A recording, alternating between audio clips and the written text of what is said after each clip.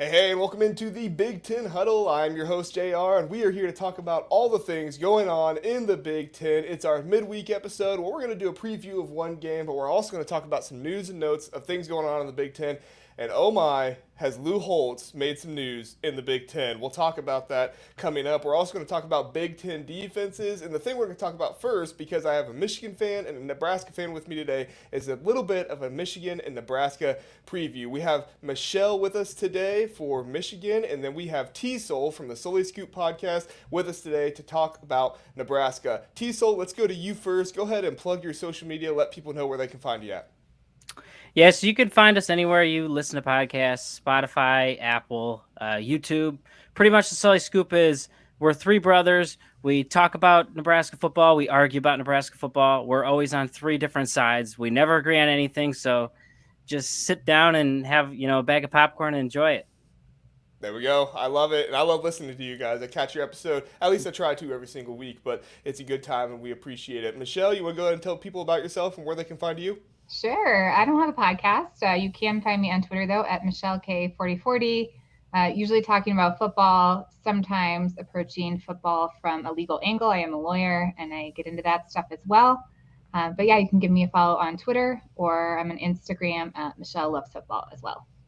Awesome. And I will say that Michelle has been covering the Mel Tucker situation very well. She is able to go into all that legal side of stuff and really explain it and make it easy for us to understand. So if you caught yourself reading Mel Tucker's 7-page letters or however long these things are and you're like, oh, it hurts my brain, Michelle's there for you to help you out. So thanks for being here, both of you. We appreciate it. Oh, and I forgot to mention, Michelle is our first woman on the Big Ten Huddle podcast. So we're very excited about that. We're glad to have her here. And we just appreciate that all people can talk football all the time and have a good time with it. So before we get into it, one last thing. We are a podcast brought to you by Big Banter Sports. Big Banter Sports, you can find all of your Big Ten media needs there, bigbantersports.com. And the Big Ten Huddle, please like and subscribe. We have a new episode every Monday, Wednesday, and Thursday morning. We're on Rumble, YouTube, Apple Podcasts, the Spotify podcast, pretty much any podcast platform out there. You should be able to find us there. All right, so enough of that stuff. Let's get into it. Michigan versus Nebraska. Michigan is 4-0. They are ranked number 2 in the country. They are 1-0 in Big Ten play after their game against Rutgers last week. And it is at Nebraska in Lincoln, Nebraska. Nebraska is 2-2. They are 0-1 with their loss coming at the beginning of the season versus Minnesota. Michigan is favored in this game by 17.5, but Michigan has yet to cover the spread in this season. So they have scored anywhere from 30 to 35 points all season, and their opponents have scored anywhere from 3 to 7 points all season. So you cannot say they're not a consistent team. We know what we're getting out of Michigan every week, it seems like. This series, Michigan leads 7-4 to 1. Their first game dates all the way back to 1905. There were 3 games in Lincoln in this series. Michigan won 1, Nebraska won 1, and they tied for the other one. Quick injury note before we get into it. Nebraska is missing Luke Reimer. Well, questionable. He's questionable to be missing. Matt Rule talked about it in his pregame press conference. Harburg should be back. He seems to be healthy, and Jeff Sims is practicing as well. So I'm sure we'll get into the QB questions there with T-Soul in a minute. And then the Michigan injuries, Mason Graham is out this week and next week. The outstanding defensive tackle for them, he will be out. So let's get into it. Michelle, my question for you with this game, sometimes we go into the matchups and we say, what's going to happen? I feel like it's pretty fair to say that Michigan is pretty heavy favorite in this game. So I look at this game and I say, what can Michigan do to not drop in the polls? Because if you pay attention to the polls, Michigan has been dropping their points slightly. They've never dropped their rank, but they have been dropping their points slightly from the beginning of the year at 1,490 points to now 1,445 points. Or, Michelle, do you think just Jim Harbaugh doesn't care about that and he's going to play his game? What do you think? So a couple thoughts on that. First of all, to answer the question directly, I don't think Jim Harbaugh cares all that much. And I think most Michigan fans don't care all that much. I mean, this is a program and a culture that is sort of used to being overlooked, kind of comfortable as an underdog and really thrives there. So I think a lot of Michigan fans actually came into the season with this super high ranking, like feeling a little nervous and uncomfortable about it just because it's not somewhere that we've been recently. So, I mean, to the extent there is a slip that doesn't come from some sort of loss or disaster. I don't think Harbaugh is going to care that much, or if anything, he's going to use it as a catalyst to continue building that culture, continue building that mentality. We saw, obviously, with the Lou Holtz stuff, how powerful that can be in motivating a team. So I think Jim Harbaugh will use it. But, to get back to your other sort of more direct question, AP voters, in my opinion and experience, don't watch games, they watch highlights, right? And Michigan has not been a team in the past that's like given those huge highlight explosive play moments that like tend to make it onto the YouTube TV, like catch up through key plays, right? Mm-hmm. They're not going to see like chipping away 10 yards here, 10 yards there kind of plays. The style that Michigan really thrives on and wins games through is not going to attract the attention of like the average person who's just watching those highlights. So if they want to really make an impression, maintain their position with those AP voters, they're going to need some more splashy plays. I think that means JJ McCarthy is going to have to step up and have a better game as well. I mean, this Nebraska run defense has been like, low-key number one right now. They haven't played a team like Michigan yet with backs like Michigan's backs, but Michigan is going to have to get more creative through the air, especially. I think JJ McCarthy is going to need to get his confidence back a little bit and start throwing a little bit more to get around what I think is a pretty strong Nebraska rush defense and certainly to attract some more national attention. Yeah, J.J. McCarthy, I call him Mr. Efficiency every now and then because he's just the most efficient guy out there. He doesn't have the biggest plays. He doesn't have the deep balls every single game, but he's very accurate on his deep balls when he does throw them. He's just Mr. Efficiency, and I like your point there, Michelle. I don't think that really plays for the AP voters as much as maybe, the big highlights like the Michael Penix and stuff like that does. So that's a good point. T-Sol, my question for you, obviously Michigan, heavy favorite in this game, 17.5 points. In your opinion, Nebraska is at home, so they do have that advantage. What do they need to do to be able to win this game? The easy answer is just not turn the football over, because that's what killed them against Minnesota and then killed them again against Colorado. And they didn't turn the ball over as much against Northern Illinois and Louisiana Tech, and you win. But obviously, those teams aren't Michigan. I think if Nebraska turns the ball over more than once, they're guaranteed to lose. And Harbaugh might be banking on that just for Nebraska to beat themselves, because that's what Scott Frost always did. But I think if Nebraska is going to play their best game, they're not going to turn it over. Their defense is going to play stout, and they're going to try and make Michigan beat them probably through the air, which is going to have to be a bunch of slants and quick routes, because Nebraska has some pretty good pass rush this season so far. Yeah, for sure. I mean, I didn't write this down in the notes, but I am curious your thoughts on Jeff Sims and Heinrich Haarberg. Which one of those are you personally more comfortable with the ball in their hand to not turn it over? Probably Haarberg, but it's like he's nothing spectacular. He's a good runner, but it's like when he throws a pass, it's like, overthrows everybody, throws it into the ground.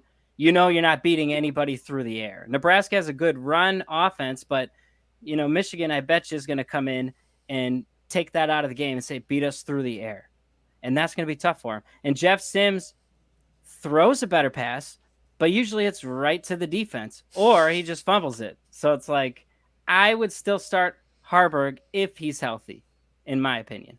Yeah, I've been watching this Michigan defense obviously all season, and it's only really the passing game that I think is a weakness for them, and it's barely a weakness. They've been missing a ton of their secondary out on injuries, so we're kind of getting the B game, I think, of this Michigan secondary, but the pass or the rush defense has been just suffocating thus far. And I think if Nebraska is going to need to rely on that, as they have been so far this season, it's going to be hard. If I'm Jeff Sims, I would like to actually sit this game out, heal up a little bit, like give myself a week.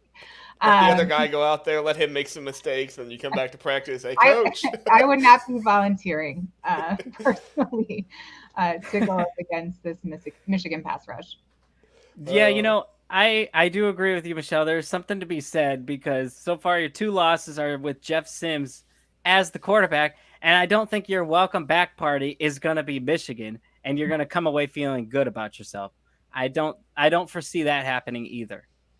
Well, and correct me if I'm wrong, Michelle, but haven't Rod Moore and Will Johnson been out until last week? Was it the first week they were back? Yeah, they made a brief appearance in last week's game, although I don't think they played the entirety of that game. I saw them out on the sideline, and I think that was a wise move on Michigan's part, right? I think once it was clear that that game was going to be pretty much taken care of, I think they wisely left them out. And I think in this game, Nebraska, if they're looking at it, if they think Jeff Sims is really the better quarterback, just like take the inevitable L. I hate to say that. I'm going to knock on wood because, Lincoln's a tough environment. I've been to a Nebraska Michigan game there before, and I was nervous. So I don't want to get too confident. But if I'm Nebraska thinking about this game strategically, I would let Jeff Sims probably get the rest, save him up.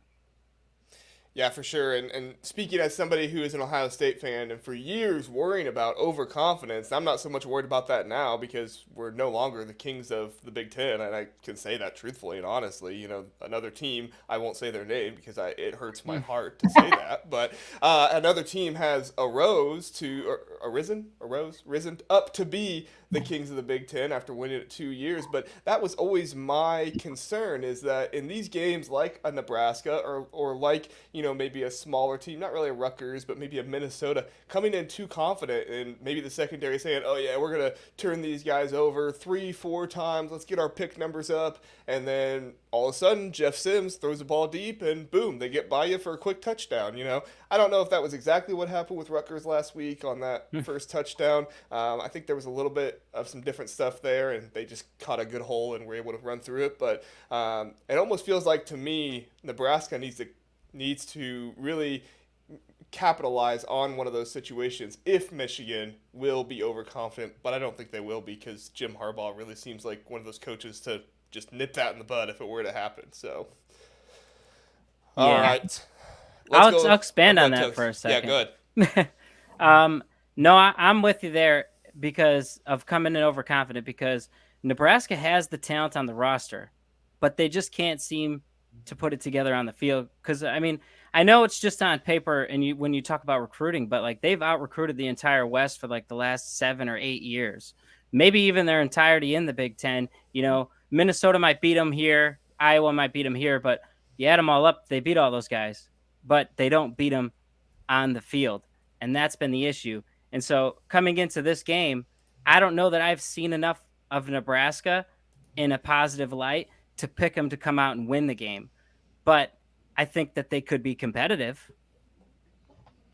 Yeah, to your point, Teasel, and this is something I look at the beginning of every year. I didn't remember it, so I just looked it up. But Nebraska is 4th in the Big Ten in terms of 24/7 composite talent rankings. They have 1 5-star on their roster, and they have 23 4-stars. So the only teams in front of them are Ohio State at 1. Number 2 is actually Penn State, very close between them and Michigan at 3. So if there is a team that has the talent to possibly do something like that, you're not wrong. It could be Nebraska. Michelle, you have any thoughts on that before we move on? No, Nebraska has demonstrated sort of year after year that it can hang close in games where it actually shouldn't, right? Like I said, that game in Lincoln in 2021 was super close, and that was a Michigan team that went all the way to the college football playoff.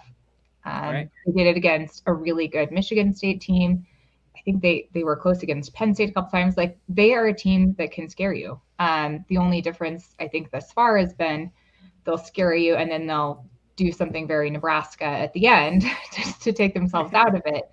But like you said, if they can eliminate those mistakes, if they cannot beat themselves in the end, they can certainly sneak up on teams. They have.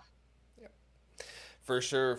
All right, let's move on to the just delightful pie for Michigan fans and everybody else, I suppose. Ohio State fans love it too. It's a fun little thing. But Lou Holtz came on to Dan Dockich's Don't At Me podcast, and he started by apologizing to Marcus. He's talking about how he apologized to Marcus Freeman for giving Ohio State extra motivation. He said this. He said, "I called Coach Freeman yesterday and apologized because I put him in a bad position. Maybe.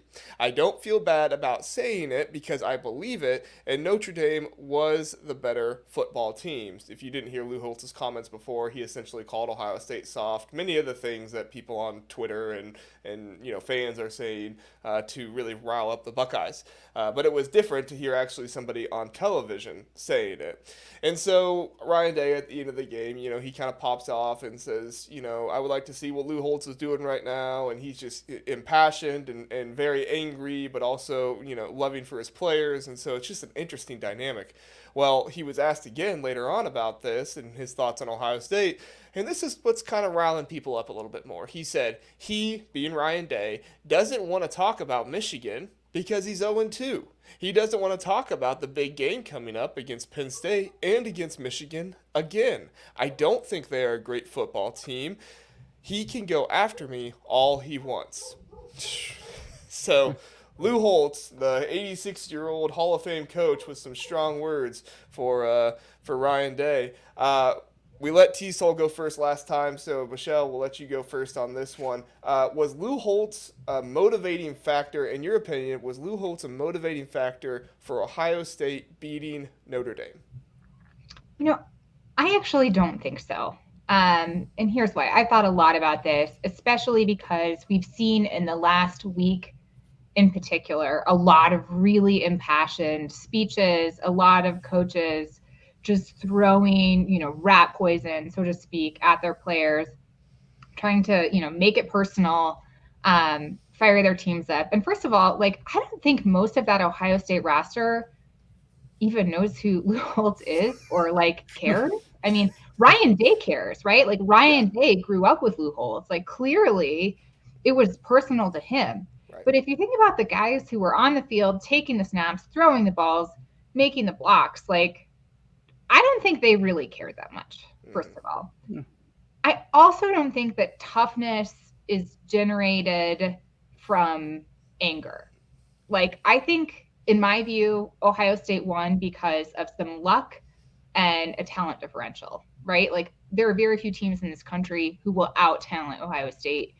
But I don't necessarily think it was their toughness, right? They weren't great at converting on third downs. It's been a problem for them all season. The toughness that I think Lou Holtz is referring to is generated through a program's culture, not through other people talking crap about them. It's generated in the weight room through strength and conditioning. And that's the edge we've seen Michigan have on this Ohio State team the last 2 years, right? That's why Michigan has been able to push them around in the trenches, beat them in the big games, mentally more persevering, more resilient. And Ohio State just kind of folded. And so I don't think Lou Holtz owed Marcus Freeman an apology at all. I think Marcus Freeman owed Lou Holtz a thank you for generating what was truly a clip that delighted all college football fans. We are definitely united in talking about it. We can say that at the very least. T-Sol, what are your thoughts? Well, actually, I was going to come out and argue the other way, but I think Michelle convinced me of that way because I think about it, people have been crapping on Nebraska for 6 years now and it hasn't helped them on the field. So I'm right there with you. It probably just maybe irritated the coaches or some of the players are kind of what a jerk. But other than that, it's not really going to change the outcome of the game. I was going to say that. I wasn't going to use Nebraska. I was going to use Indiana. And I was going to say appreciate that. If disrespect somehow can be catalyzed into victories, Vanderbilt, Indiana should be the most successful programs in the country. And they're just not, right? Because it's right. More than disrespect. You actually have to have the physical ability, the coaching, the training to do something with it. Yeah, I said this on the Sunday podcast and we talked about it, but I'll say it again. I really felt like what was happening, and Josh Pate actually said this, which I did not steal it from Josh Pate, okay? He was actually, we were recording at the same time his show was on, so I couldn't even say it. But I felt like it was kind of, for Ryan Day, everything that has encompassed the past 2 years of losing to Michigan, and I do think that toughness was the issue in that first game. I don't think it was as big of an issue. I think there was some of it in the second game, but I think that it was more the issue of not being level-headed and penalties and guys just not being able to play kind of loose. They were in their own heads. But I feel like it was kind of like everything that has been brewing up since the loss of the national championship in 2020, which if you remember, that's when some of this conversation actually started a little bit. People questioned Ohio State's toughness because they weren't able to play Bama in the trenches very well. Now, of course, losing to Michigan is really when that really bolstered, and Michigan just took it and kind of ran with it, third base, all those different kinds of things that they love to say. But I just felt like that was kind of Ryan Day's moment to say everything that has been brewing up these past 2 years has now actually come to light because I have a face that I can legitimately point at and say, this person said this about me and the team. Right now, it's kind of just been like a thought out there that some people have been saying kind of, but not as direct as Lou Holtz. And so I don't know. To me, it's one of those things where it's like, I think it provided them motivation, but even if you talk to the players afterwards, the players weren't as impassioned about it as Ryan Day was. And I think that's where you're right, Michelle, is like, those players don't really know who Lou Holtz is, and they probably don't really care. They let those things go off their back. But that kind of leads me into my next question, because we've had other impassioned coaches. We had Dan Lanning, who, we're not playing for clicks, we're playing for wins, as they cinematically record all of their, game that week and then post it 15,000 different ways. Not taking a shot at Dan Lanning, but just seemed weird.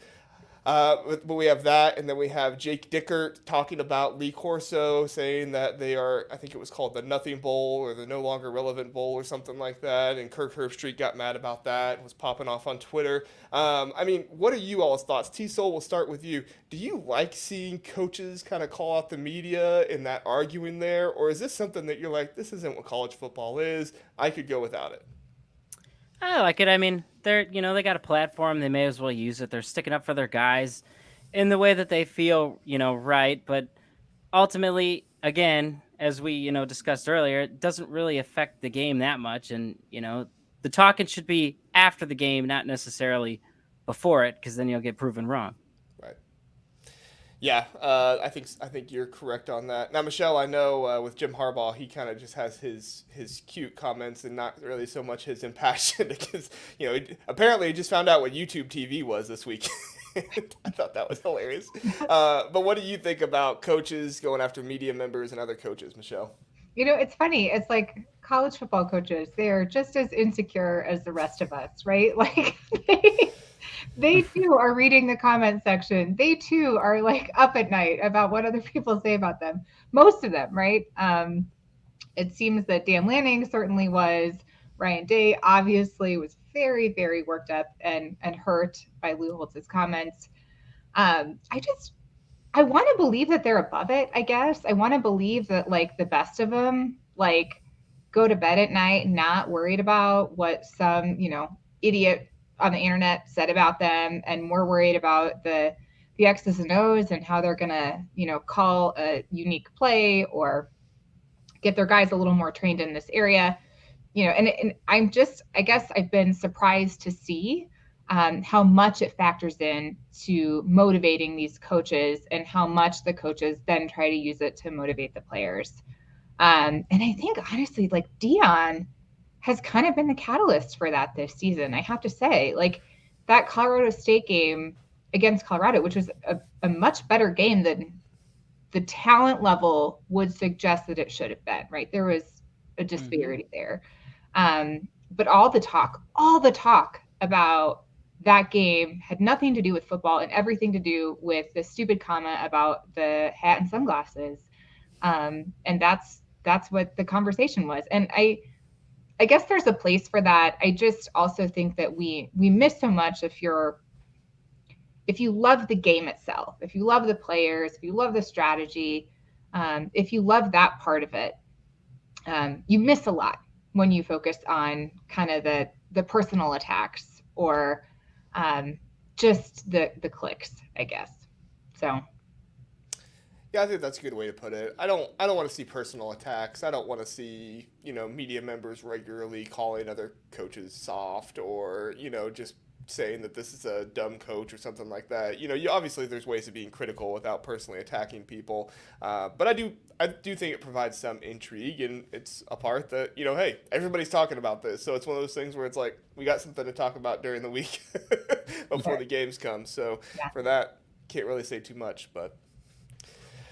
All right, let's go ahead and get into our last topic, which is the Big Ten defenses. So the Big Ten every single year, typically we're known for our defenses. Even defenses that, struggle a little bit, typically have a really good defensive coordinator that people can look to. And the Big Ten football release really pointed that out this week. And so I'm going to go ahead and just list the top opponent's scoring average. So obviously a lower number here is better because this is defense, but the scoring average of the opponent's team for every Big Ten team in the order that they would be in for the Big Ten. So number 1, Michigan with 5.8, Ohio State with 9, Penn State 9.3, Maryland with 14.3, Rutgers at 15.3, Iowa 17, Nebraska 18.5, Wisconsin 19.8, Minnesota 21, Indiana 23.7, Northwestern 25.8, Michigan State 26.3, Illinois 27.3,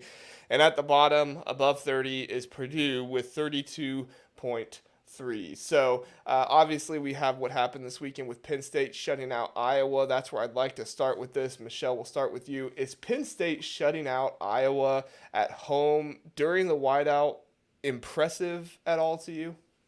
Sure. I mean, it's hard to look at that and say that it's not an impressive performance. Iowa is a superior team to any team that Michigan has played this season thus far. And Michigan, got all those games at home under ideal conditions and hasn't had a shutout yet. And Cade McNamara, for all of his faults, is a former Michigan quarterback. I think he's pretty banged up, and I think he's even more banged up after that game. But it was incredibly impressive defensive performance by Penn State. I take nothing away from it. What are your thoughts, T-Sol? Well, I just want to start by saying that I love that wording on that. Like, is it impressive to you? As I'm sitting on my couch going, they could have done better. But I'm high standards. Yeah, I know. No, I'm saying I'm with you, Michelle. It's very impressive anytime you shut up a Power 5 team, and really we should say Power 2 or 3, come next year. But, anytime you do that, it's impressive. Now, would it be more impressive if they did it against Michigan? Of course. But, Iowa still got some talent on their roster. They still were an 8-win team last year, I believe. So, yeah, that's an impressive victory for them.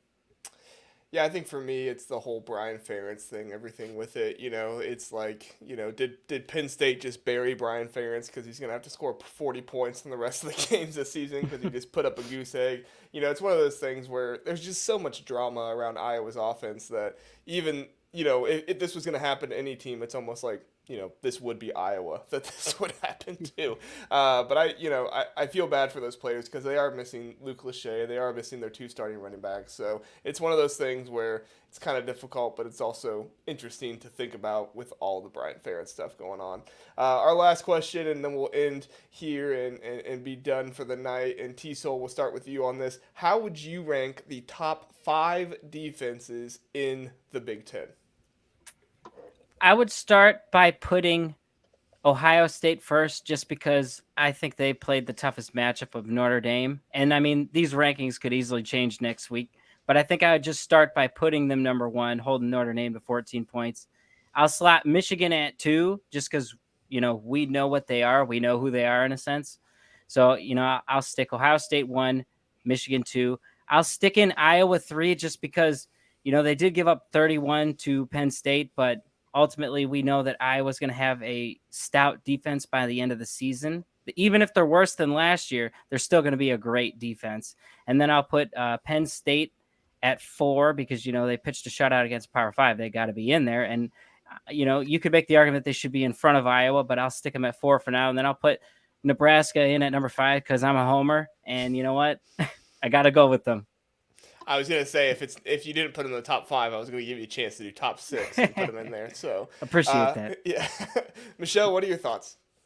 My order looks pretty similar, actually, although I'm going to be a little bit harder on Michigan than you. I like Ohio State at number 1. I just think they have the more impressive defensive performance against the best opponent than anyone in the Big Ten has seen this year so far, except for, Michigan State against Washington.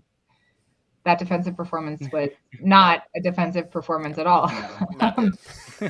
No, Ohio State has looked like a transformed team. It finally looks like the team that they intended to build by bringing in Jim Knowles, and you got to put him at number 1. I think Penn State's probably number 2 because of that performance against Iowa. I mean, anytime you can get a shutout, like I said, Michigan hasn't had one yet. They've definitely been very effective at limiting scores against them, but they haven't played an opponent like Iowa yet. And so it's hard to say whether they would perform to that level, especially if they haven't so far. That said, I reserve the right to amend that opinion if and when Michigan gets its absolutely elite secondary back from injury. But until then, I'm going to put them at number 3 so far. I think by the end of the season, that will shift. I think Michigan actually has the best defensive capabilities, even if they've not given the best defensive performance to date. After Michigan, I probably would say Iowa, just because that's just going to be a tough defense year in and year out. And then I'm going to do a tie for 5th. I do like Nebraska's rush defense a whole lot. I think they've done plenty to earn our respect. But Indiana has kind of snuck up as like a low-key, stingy defense as well. And so I want to give Indiana a rare shout out too. Appreciate that. I'm all for a nice Indiana shout out. We every now and then get people saying, you don't talk enough Rutgers, you don't talk enough Indiana. So if you're an Indiana fan out there, we shouted you out. Okay? Got you. I see that defense. Hey, I always say, and I've said this before, and I'll say it again, Tom Allen is going to make a very, very good defensive coordinator for somebody here in the next few years. Unfortunately, head coach, not really his thing, but defensive coordinator, he's going to make a team very happy, I think, here in the next few years. So, all right, we're going to get out of here. We want to thank Michelle and T-Soul for coming on today. Thanks so much for being here. You all are welcome back at any time. It was a pleasure having you talking the Big Ten. Please remember to check out Big Banter Sports, bigbantersports.com, or find us on social media. Tomorrow, we are going to have a Michigan State and Iowa preview as well as some more Big Ten talk with Jeffrey the Greek from Eyes on Big, and we are going to have Anthony from Twitter. We are Shardy, I think is his app for that, but I know Anthony a little bit, and I think he's hilarious, and I think you're going to have a really good time listening to him.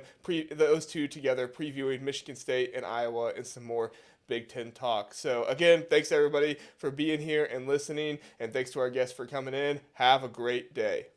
Appreciate it. Thanks for having us.